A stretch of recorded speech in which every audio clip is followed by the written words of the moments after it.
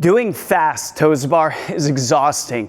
Going through so many reps in a small amount of time itself is exhausting because you're putting so many reps in a small amount of time, but also you're shortening the range of motion. Range of motion, like a full length toes to bar, gives you plenty of space to gain momentum through the leg swing to do a lot of the work for your upper body. Once your feet reach, they have a lot of time to come back down. So that's, as I'm breathing hard, that is rest time that you get.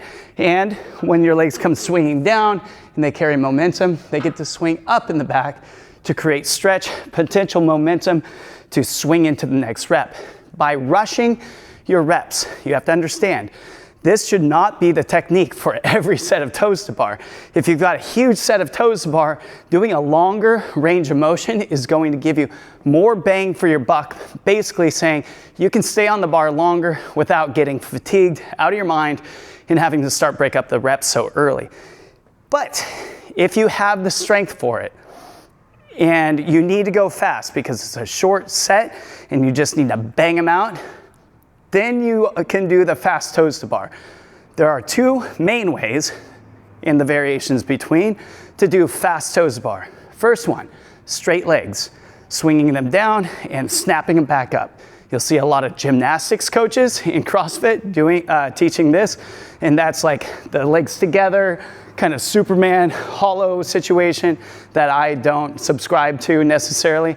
And then you'll see the other one, which is basically a tuck that drops, a tuck that rises, and then extends, and then drops back down. So it's more cyclical than just more up and down.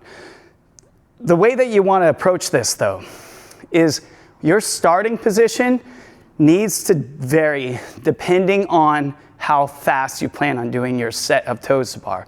For example, if I'm doing a regular set of toes to bar, I'm going to stand about this far back behind the bar. If the bar drops, it lands on my forearm, and from here, watch my set.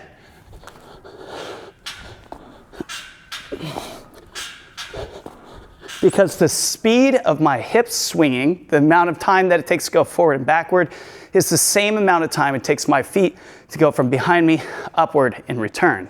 This is a more casual style rep. This is like bigger sets because I'm keeping my legs straight. I'm utilizing more momentum through a big arch position and bent knees to drive out of.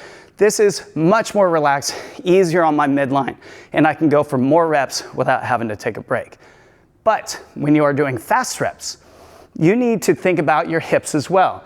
You can't start from the same position and go just as fast. It's going to throw you off rhythm because your hips and your legs need to share the amount of time that it takes to do each rep.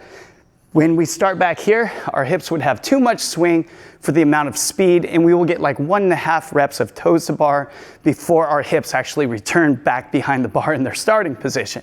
So, knowing this, we need to step closer to the bar. Now my toes are underneath the bar, and that means my hips are also closer to the vertical plane. My hips, being closer to the vertical plane, will go bump, bump, bump, bump, bump, as opposed to further from the vertical plane where it goes bump, bump, bump. It's a metronome, basically. It's a rhythm that you have to keep. So when I go into these fast reps, I want to stand underneath the bar with my toes, and then we'll start with the straight leg one. It's going to wear me out, but watch please.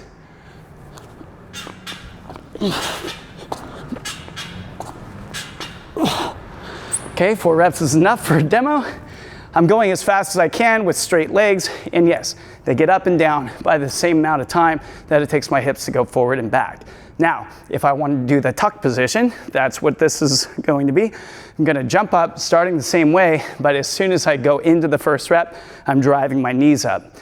The benefit to this is hip flexors are usually pretty strong with a bent leg position. So pulling my knees up and then giving a little flick to kick the bar. And then I kind of separate my knees to come down just so they're out of the way and they don't have to travel as far. So I kind of frog them out a little bit, drop my feet back. Remember that the rep counts when your feet go back behind the vertical plane. So we drop them back and drive them back up.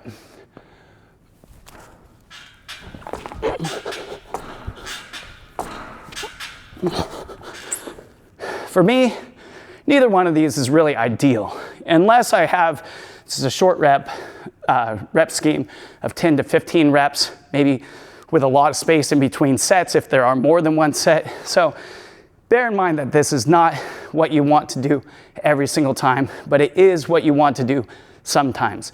Having a variety of movement patterns, long range of motion to short range of motion, will make you a more formidable athlete. When you look at the workout and you see what's programmed, you know kind of how you're going to attack that. And once you build up volume and speed, this might be what you do on occasion when the rep scheme is shorter.